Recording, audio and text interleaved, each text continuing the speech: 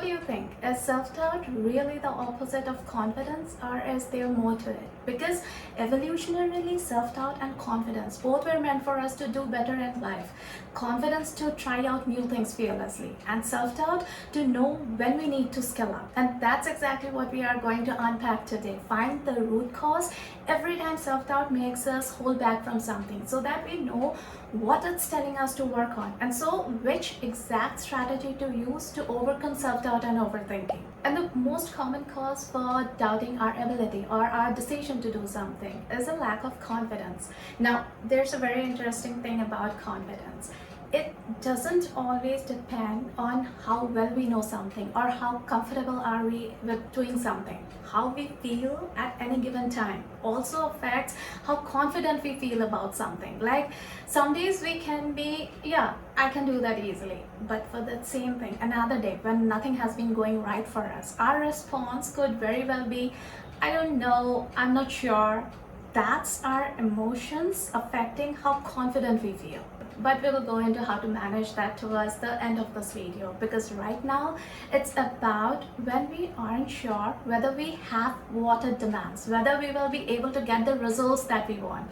See, confidence isn't an overall personality trait. It isn't like you are a confident person or not at all. It differs from situation to situation. Like a person could be very confident with anything relating to their work, but when it comes to cooking up a meal to entertain guests at home, they could be full of self-doubt. It changes from situation to situation, but self-doubt really makes it tough to know whether how we are feeling about our ability is really the situation or not, because it could very well be our negativity bias throwing up these thoughts of self-doubt. And what helps check what's really happening is to take an objective look at things. Use the second position of perceptual repositioning, because it will help us dissociate emotionally from the situation. Take a step back so that we can take a better overall view of things. Think of the situation as if it's happening to your friend, not to you.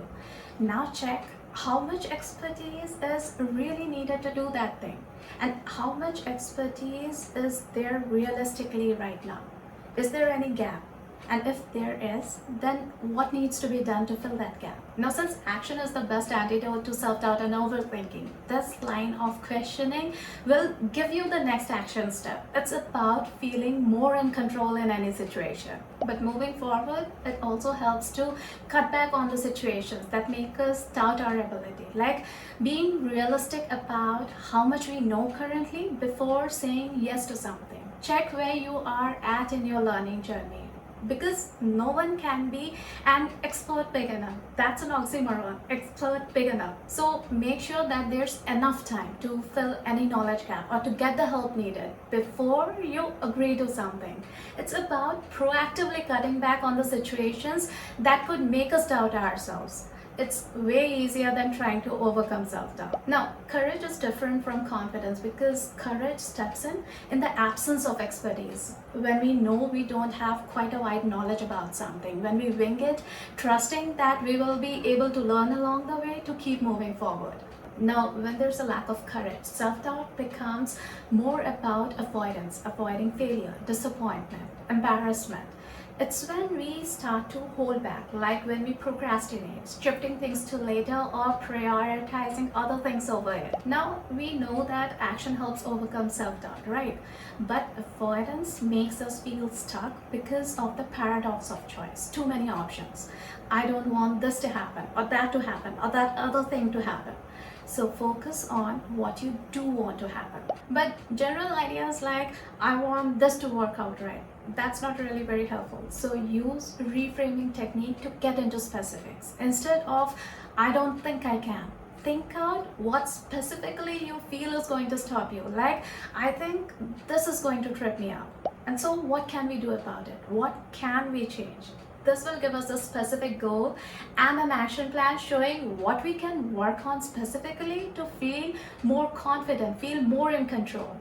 See, when we start looking at the possibility of failure as just another problem to be solved along the way, courage comes naturally to the mix. But when self-doubt sounds like I'm not this enough or I'm not that enough, or shows up as imposter syndrome, feeling as if we succeeded by fluke, it points towards a deeper problem. See, our experiences, whatever we pick while growing up, they work together to shape our beliefs, which guide our choices and decisions in life.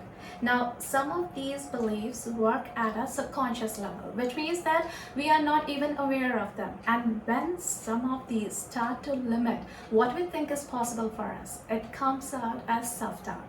And though overcoming limiting beliefs or a low self-esteem takes deeper work, takes longer, we can overcome self-doubt more quickly. Like if we can find the importance of why we have to do something, find out how is it going to take us closer to what we truly want in life, the importance will override any resistance or doubts we have, because it creates an internal locus of motivation that can tide us over all the self-doubt and setbacks along the way. Then mold whatever you have to do around your strengths. Like, I'm not really comfortable with public speaking, so to overcome self-doubt, worrying about all the different ways that I'm going to mess up, I'm going to use my strength here, creativity. So I will create an engaging presentation to go with it so that people can focus more on that rather than all eyes on me. And that means it would work twice. First, to distract me from all those self-doubting thoughts, and then to feel more comfortable, more confident when speaking. Now, since when people doubt us or criticize us, it chips away at our self-esteem, making us doubt ourselves. So it helps to check from time to time whether the people we are surrounding ourselves with are supportive of us, are offering constructive feedback, or are they intentionally or unintentionally tearing us down? Because whether we like it or not, how the people closest to us react to anything affects our mood, right? Like if your family or friends are not as excited as you are about that win, then it kind of puts a damper on things, doesn't it? And not just that, even when things haven't been going our way and we have been feeling a bit emotionally blue, it becomes tough to feel confident, tough not to doubt our capability and judgment in other things too. See, emotions come up naturally. We can't control them, but what we can do is manage how we act and react when feeling a certain way. And uncertainties in life have a way of bringing up those emotions that make us doubt everything, whether we are making the right choice, do we have what it demands, and what if it doesn't work out. And according to American Psychological Association, what helps overcome self-doubt in these situations is to become more confident in our ability to handle even the things out of our control. I know it's really simpler than it sounds, and this video over here shows how to do that exactly, how to overcome self-doubt even while dealing with uncertainties in life. I hope you found this video useful. Take care, and I'll meet you right over there.